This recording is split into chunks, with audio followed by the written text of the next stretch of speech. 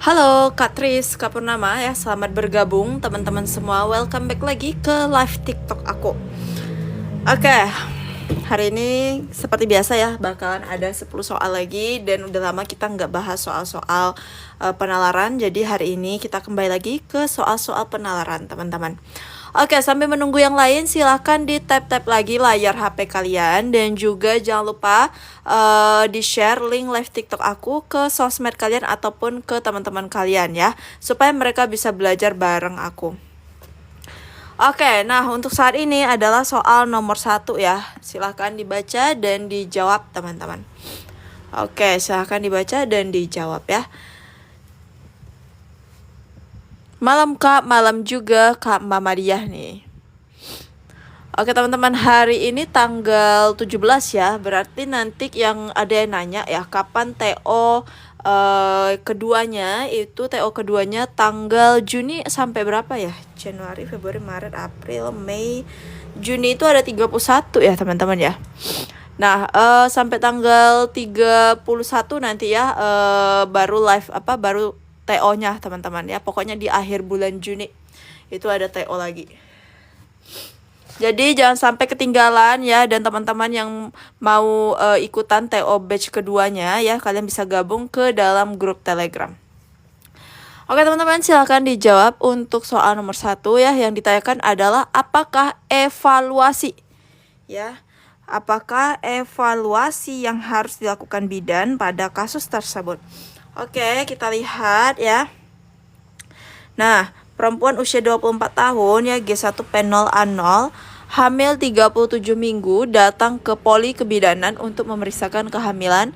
Pasien mengatakan tidak tahu dan khawatir saat melahirkan, tidak mampu mengejan.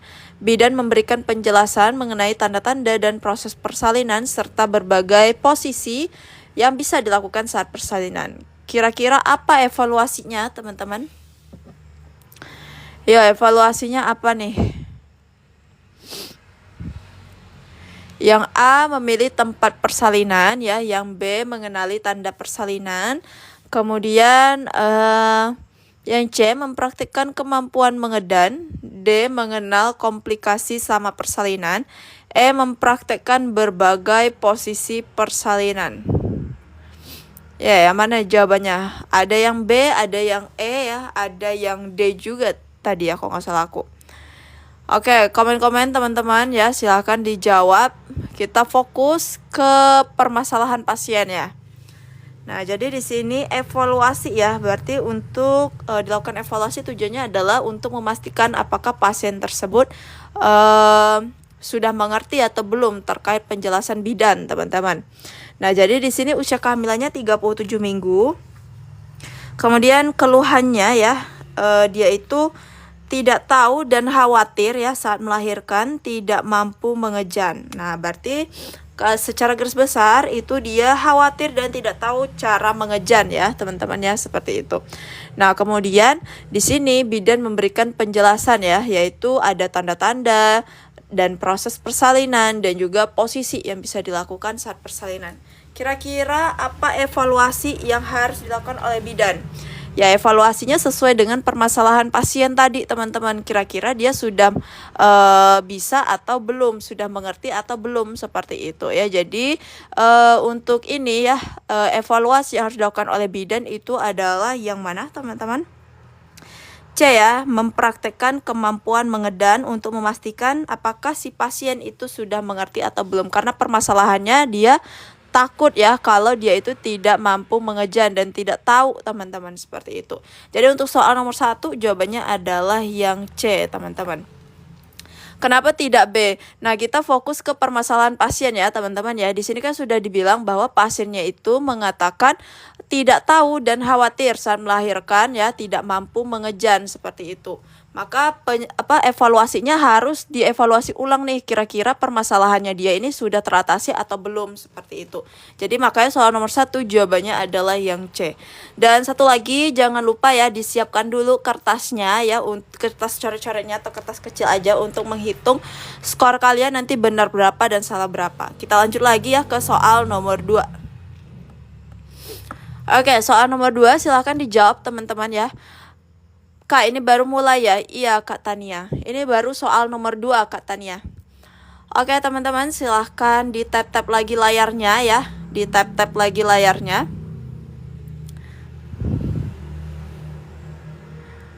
Dan juga boleh bergabung ya, di share juga link live TikTok ini ke teman-teman kalian supaya mereka bisa gabung bareng. Oke, soal nomor 2, apakah tindakan kebidanan yang paling sesuai pada pasien? Kita baca dulu kasusnya apa. Seorang wanita usia 28 tahun, P2A0 ya, kala 1, fase aktif dengan dilatasi serviks 8-9 cm. Tekanan darah 120/90 ya. Frekuensi nadi 80 kali per menit, frekuensi pernafasan 22 kali per menit. Suhu 37,7 derajat Celcius, pasien tampak berkeringat banyak dan bibir kering. Saat ini pasien dalam pembatasan cairan peroral. Apakah tindakan kebidanan yang paling sesuai pada pasien? Ya. Rata-rata di sini jawabannya adalah yang A ya, intravena RL. Saat ini pasien dalam pembatasan cairan peroral, itu artinya apa, teman-teman? Artinya apa nih? Dia lagi ada pembatasan pemberian cairan oral. Artinya apa, teman-teman? Tidak boleh minum ya. Terus menunjukkan dia berkeringat banyak dan bibirnya kering ya, teman-teman ya. Seperti itu. Nah, jadi untuk tetap asupan cairannya itu biar tetap baik dan pasien tidak dehidrasi, teman-teman, maka dilakukanlah rehidrasi dengan cairan intravena RL ya, teman-teman ya. Jadi untuk soal nomor 2 adalah yang A.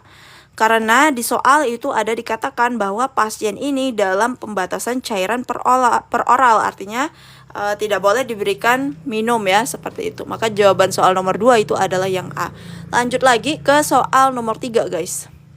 Oke, lanjut ke soal nomor 3. Nah, ini ada yang keluar nggak waktu ujian P3K tahun lalu? Ada yang dapat nggak, guys? Terkait fase postpartum ya. Jadi dia tuh ada adaptasi postpartum, ada juga fase postpartum. Kak Witrinelti, ada Kak? Oke, ada ya, rata-rata ada, teman-teman. Silahkan dijawab nih untuk soal nomor 3. Karena FR tahun lalu juga ada ya yang bilang kalau fase postpartum itu dapat. Silahkan jawab, teman-teman. Kita baca dulu pertanyaannya bareng-bareng. Seorang ibu ya telah melahirkan seorang bayi pada pukul 11 malam waktu Indonesia Barat 3 Mei 2024. Pada 4 Mei 2024 pukul 2 sore Anda melakukan pengkajian fisik pada ibu tersebut. Manakah fase postpartum yang tepat dengan kondisi ibu di atas? Oke, teman-teman ya. Very late postpartum itu enggak ada ya, teman-teman ya. Yang ada very-very-nya itu enggak. Jadi yang A sama yang B itu bukan. Berarti antara C, D, dan E. Kalau late postpartum itu kapan, teman-teman? Ya, late postpartum itu kapan? Ini materinya belum aku share di grup Telegram ya, teman-teman ya. Kayaknya belum ada deh. Yang ada baru adaptasi postpartum, teman-teman. Nanti mau diingatkan lagi sama admin ya, kalau untuk minta materi terkait fase postpartum ya, teman-teman ya, di grup Telegram, biar nanti admin share untuk materi di Telegram, teman-teman. Belum Kak, tolong di-share ya Kak. Oke, siap. 1-6 minggu late postpartum. Oke, kalau early postpartum itu kapan Kak Purnama? Cara gabung ke grup Telegramnya gimana? Silahkan ditonton sampai akhir ya, teman-teman ya. Nanti kalian bisa tahu cara untuk gabung ke grup Telegram. Silahkan stay tune terus sampai soal nomor 1, teman-teman. Soal nomor 1 sampai soal nomor 10 ya. Seperti itu. Oke, kita lihat dulu di sini tuh ada fase ya. Fase postpartum. Nah. Mana dia nih? Fase postpartum, early ya. Ya, kalau misalnya dia dalam 24 jam itu dia masuk ke fase immediately, teman-teman ya. Kayak gitu. Nah, kita lihat di sini mana ya? Untuk materinya nanti lebih lengkap aku share aja ya di grup Telegram teman-teman. Dan mohon diingetin sama admin, kadang takut adminnya lupa guys. Nih.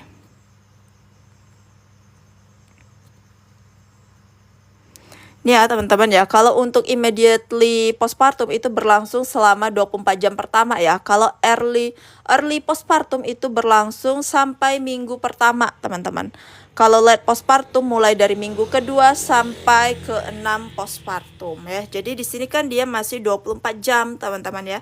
Masih 24 jam nih. Dia lahir jam 11 malam ya, kemudian dikaji ulang pada jam 2 sore. Masih dalam waktu 1 kali 24 jam. Maka dia memasuki fase immediately postpartum. Jawabannya adalah yang D teman-teman. Nanti untuk materi lebih lengkapnya ya, PowerPoint-nya nanti aku share aja di grup Telegram. Silahkan kalian ingetin sama admin ya teman-teman. Dan juga buat kalian yang belum gabung, silahkan gabung ya. Caranya tinggal kalian tonton aja ini sampai akhir. Nanti aku kasih tahu gimana cara gabung.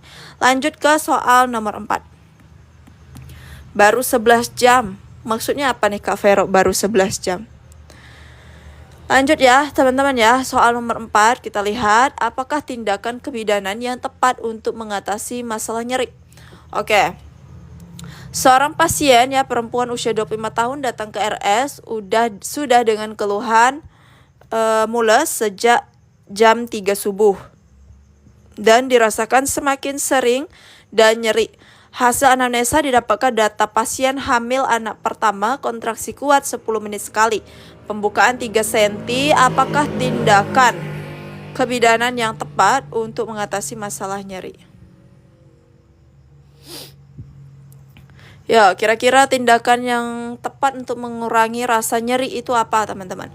Untuk soal nomor 3 tadi jawabannya adalah yang D kakak. Soal nomor 3 tadi jawabannya adalah yang D. Ya, tindakan kebidanan ya yang umumnya dilakukan teman-teman ya. Tindakan kebidanan yang tepat untuk mengatasi masalah nyeri. Dirasakan semakin sering dan nyeri ya teman-teman ya.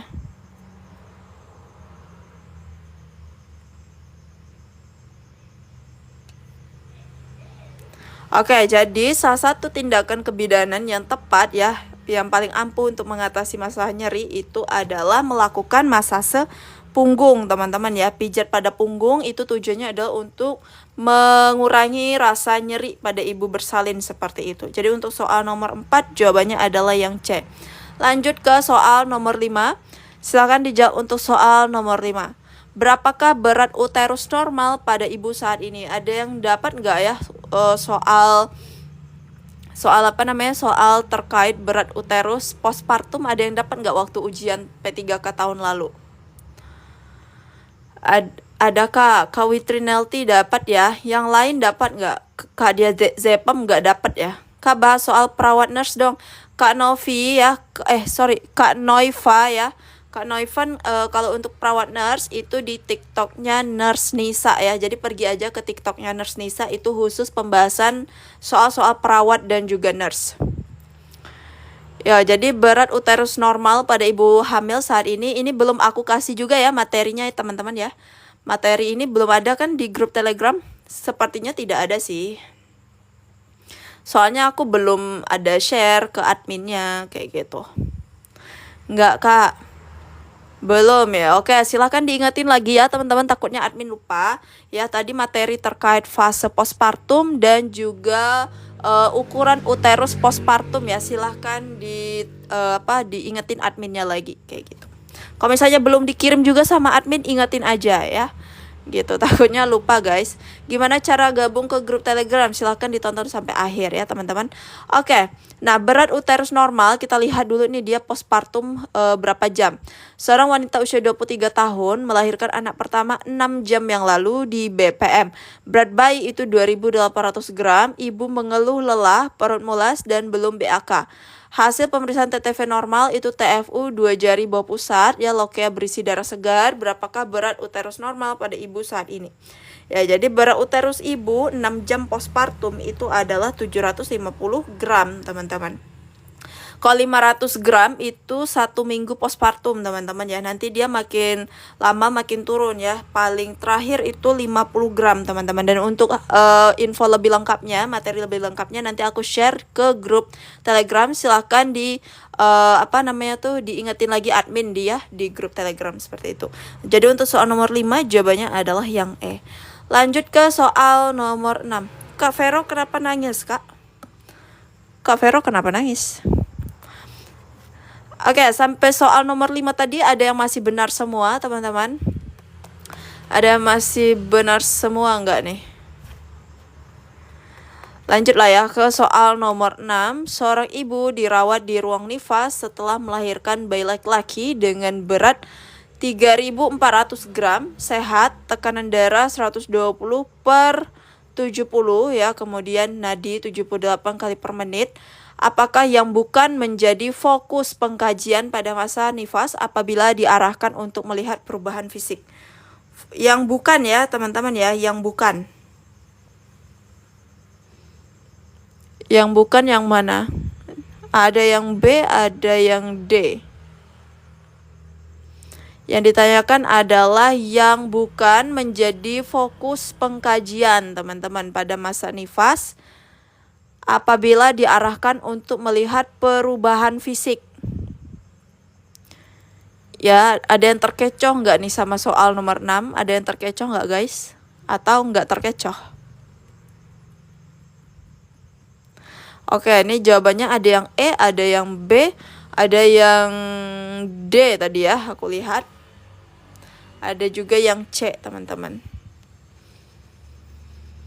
Oke, jadi yang mana nih teman-teman yang bukan menjadi fokus pengkajian masa nifas ya? Pengkajian pada masa nifas tuh apa aja sih yang dinilai teman-teman? Ada yang tahu nggak? Silahkan disebut apa aja yang harus dinilai pada masa nifas. Terkait dengan perubahan fisik. Involusi ya, itu jelas banget involusi uterus ya, karena kan pastinya kalau involusinya bermasalah itu nanti berkaitan sama perdarahan postpartum ya, bisa perdarahan primer ataupun sekunder teman-teman. Kemudian apalagi yang jadi fokus utamanya nih selain involusi? Kontraksi uterus ya, ini juga berkaitan ya teman-teman ya, nanti dengan perdarahan juga seperti itu, dan berkaitan juga dengan proses involusi. Lokea ya teman-teman ya, makanya kan setiap kita pada periksa lokeanya, kira-kira lokeanya kah rubraka, alba, sanguinolenta, atau jangan-jangan purulenta, seperti itu teman-teman ya. Jadi involusi, lokea, kontraksi uterus itu masuk. TFU masuk nggak teman-teman? TFU masuk. Ya, TFU kan ada tadi ya, tinggi fundusnya. Kalau misalnya postpartum 1 minggu, tinggi fundusnya semana? Pertengahan pusat simpisis ya teman-teman ya, kalau 1 minggu. Kemudian nanti kalau lebih dari 2 minggu tuh udah nggak trouble lagi TFU-nya ya. Kalau misalnya abis postpartum tapi TFU-nya sepusat, nah itu berarti takutnya nanti ada ketinggalan sisa plasenta, curiganya ke situ ya. Jadi TFU tetap harus dikaji, menjadi fokus pengkajian juga. Nah, jadi jawabannya yang tepat itu adalah yang B, laktasi ya teman-teman. Di sini kan yang ditanyakan adalah yang bukan menjadi fokus pengkajian ya pada masa nifas yang berkaitan dengan perubahan fisik. Jadi untuk soal nomor 6 jawabannya adalah yang B. Lanjut ya ke soal nomor 7. Nah, ini dia soal yang berkaitan dengan hormon. Ada yang dapat nggak contoh soal seperti ini? Ya, kita langsung ke pertanyaannya. Apakah yang menyebabkan volume plasma menurun secara cepat pada kondisi normal pasien postpartum? Ada. Mirip banget ya, Kak Syak. Aduh, gimana dibacanya? SHQLFZ. Ini hormon yang menyebabkan volume plasma menurun pada ibu-ibu postpartum. Itu apa, teman-teman? Ini variasi ya jawabannya, ada yang B, ada yang C, ada yang D, ada juga yang E, teman-teman. Oke, kira-kira ini berkaitan sama hormon siapa, teman-teman ya? Jadi pada masa hamil itu volume plasma darah ya, volume plasma darah meningkat ya, teman-teman ya. Itu kerjaan si hormon siapa, teman-teman? sering keluar di P3K. Iya, aku kutip dari FR teman-teman ya. Begitu juga sama soal-soal TO-nya ya. Buat teman-teman yang udah ngerjain soal TO-nya, boleh di review di sini gimana soal-soalnya. Apakah susah, mudah, atau gimana? Ya, jadi yang berkaitan teman-teman ya, penurunan volume plasma darah pasca nifas itu adalah dari penurunan dari estrogen, teman-teman. Jawabannya adalah yang C. Nah, jadi waktu hamil itu kan terjadi peningkatan estrogen ya, maka volume plasma darah juga meningkat, teman-teman. Nah, begitu nifas ya, mulai terjadi hormonnya sedikit-sedikit turun ya, terutama estrogen, maka volume plasma juga turun seperti itu. Jadi untuk soal nomor 7 jawabannya adalah yang C. Lanjut ya ke soal nomor 8. Nah, ini dia klasifikasi asfiksia. Ada yang dapat nggak waktu ujian P3K terkait klasifikasi asfiksia? Atau cuman menghitung Apgar skor saja, tapi tidak ada klasifikasi asfiksia? Kak Gusti Ayu ada, Kak Witri ada, Kak Diana dapat. Oke, ini kalau nggak salah ada juga di soal tryout batch 1 ya, khusus di grup Telegram. Nanti untuk TO kedua di grup Telegram aku bikin soalnya lebih susah lagi ya teman-teman ya, biar kalian terbiasa. Setuju nggak teman-teman? Setuju nggak kalau aku bikin soalnya lebih susah dari yang batch 1? Oke, silakan dijawab untuk soal nomor 8. Kak, setuju Kak? Oke, bagaimana cara gabung? Silakan ditonton ya Kakak ya sampai akhir. 2 soal lagi aku kasih tahu gimana cara untuk gabung ke grup Telegramnya ya, seperti itu. Oke teman-teman, soal nomor 8, setuju ya aku bikin lebih susah lagi. Oke, Kak kalau mau ikut TO di grup Telegram gimana Kak? Nanti di akhir live aku kasih tahu ya cara gabung ke grup Telegram. Nah, jadi grup Telegram itu teman-teman banyak banget manfaatnya. Grup Telegram aku itu ada kuis setiap hari Senin sampai hari Sabtu ya. Jadi walaupun tanggal merah, misalnya hari Seninnya tanggal merah kayak tadi, itu tetap ada kuis teman-teman. Jadi kita tidak patokan sama tanggal merah, jadwal kita yang pasti adalah Senin sampai Sabtu. Seperti itu. Begitu juga dengan live, selain kuis setiap Senin sampai Sabtu juga ada tryout khusus soal-soal bidan setiap akhir bulan. Jadi benefitnya banyak banget, kalian bisa diskusi ya, tukar pikiran di sana. Dan pembahasannya semua full dengan video teman-teman. Lanjut ya ke soal nomor 8. Seorang wanita melahirkan pada pukul 9 pagi di rumah sakit. Hasil pengkajian awal pada bayi ditemukan tubuh kemerahan dengan ekstremitas biru, denyut jantung kurang dari 100, tidak ada reaksi ekstremitas sedikit fleksi, usaha napas lambat ya. Kemudian berdasarkan penilaian Apgar ya, jenis asfiksia yang dialami oleh bayi tersebut. Oke, ini silakan dihitung dulu Apgar skornya berapa. Apgar skornya berapa? Untuk klasifikasi asfiksia itu udah pernah aku share ya, ke admin, dan admin juga udah share ke grup Telegram juga teman-teman. Jadi silakan dibaca-baca lagi ya untuk materi-materinya seperti itu. Berapa teman-teman Apgar skornya? Kita nilai dulu ya sama-sama. Untuk A itu adalah warna tubuh, appearance ya teman-teman. Warna tubuhnya itu adalah kemerahan dengan ekstremitas biru.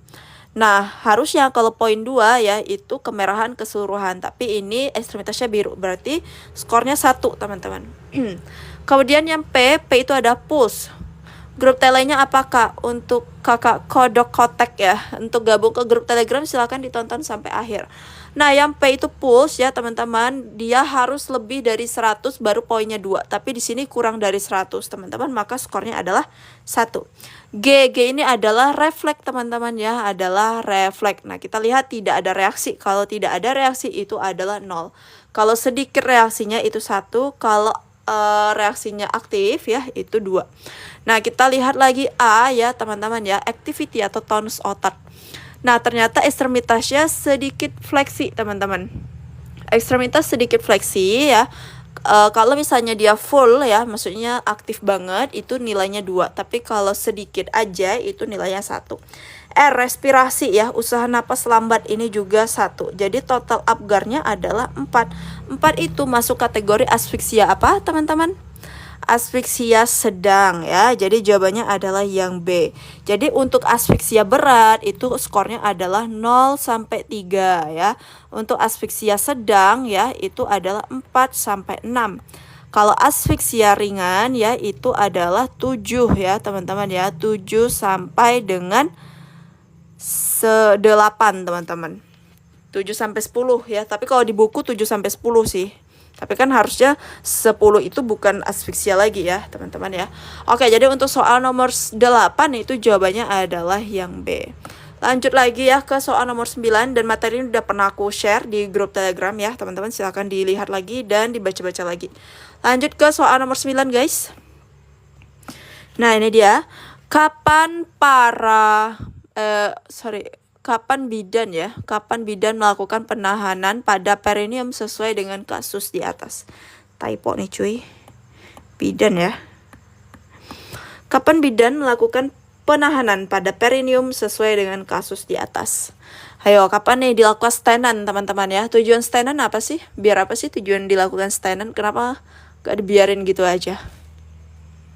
Nomor 8 yang betul apa Kak? B, Kak Purnama. Asfiksia sedang. Oke, seorang wanita usia 25 tahun ya dirawat di ruang bersalin dengan status obstetrik G1P0A0 ya. Saat ini hasil pengkajian telah lengkap memasuki infartuk skala 2 sesuai dengan kondisi pasien tersebut. Bidan hendak memimpin meneran dan melakukan tahanan pada perineum. Nah, kapan bidan melakukan penahanan pada perineum, teman-teman? Ini harusnya udah tahu semua lah ya, kapan dilakukan stenan ya, nggak mungkin lah salah. Karena ini kan kerjaan hari-hari teman-teman ya. Kerjaan hari-hari nih, kerjaan utama ya teman-teman ya, melakukan stenan. Tujuan dilakukan stenan tuh apa sih teman-teman? Tujuan dilakukan stenan tuh apa? Supaya apa teman-teman? Untuk mencegah ruptur ya, untuk mencegah ruptur dan apa teman-teman? Ruptur dan apa? Iya, supaya tidak robek, supaya tidak ruptur ya. Dan satu lagi apa? Dia ada 2 tuh. Makanya stenan itu kan ada tangannya 2-2 ya.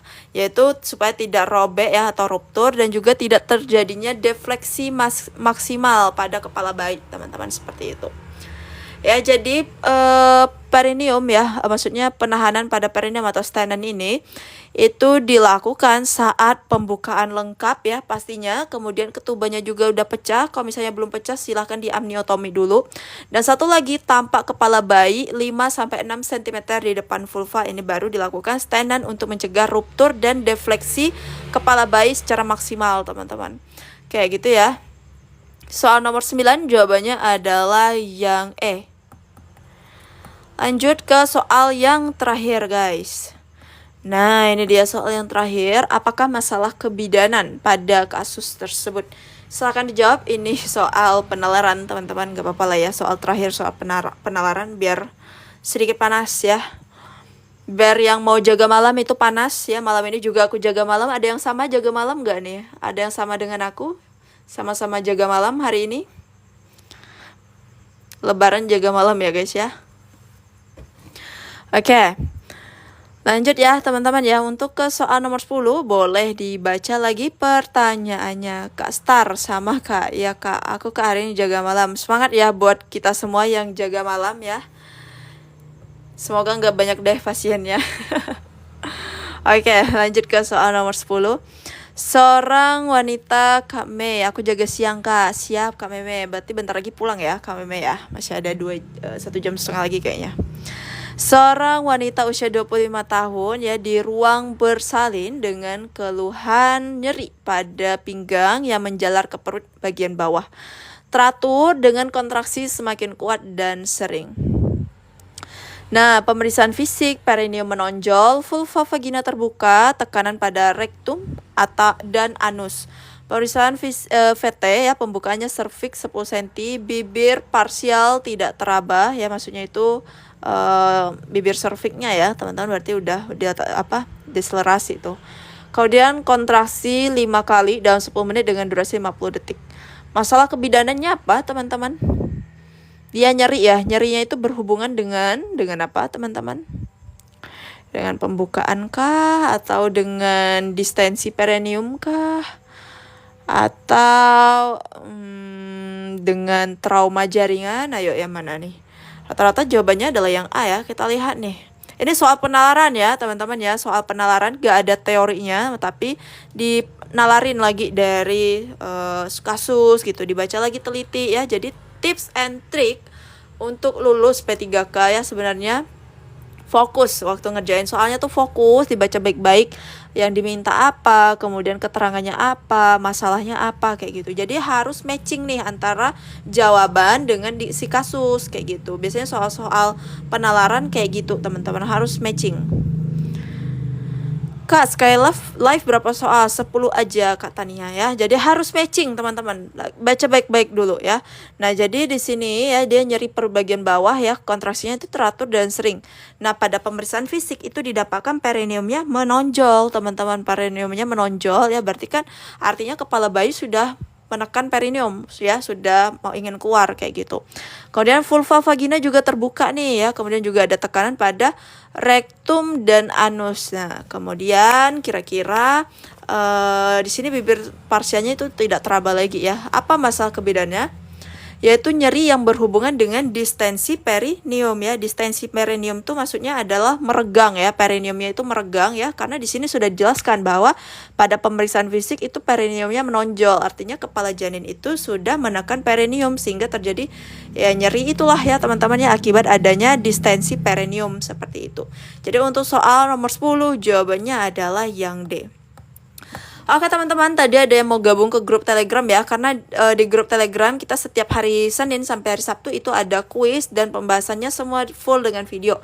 Kemudian setiap akhir bulan juga ada tryout-nya ya, soal-soal bidan ya. Cara gabung ke grup Telegram, kalian silahkan pergi ke Instagram Lolos yang ASN ya. Dan hari ini ya, seluruh ebook P3K Nakes ya, mau ATLM, perawat, bidan, gizi itu lagi ada promo gede-gedean teman-teman ya, khusus follower Lolos ASN untuk memperingati Hari Idul Adha teman-teman ya. Jadi silahkan pergi ke Instagramnya Lolos ASN, kemudian di follow ya. Dan kalian kalau misalnya yang bidan misalnya mau order, silahkan klik link WhatsApp admin di sini.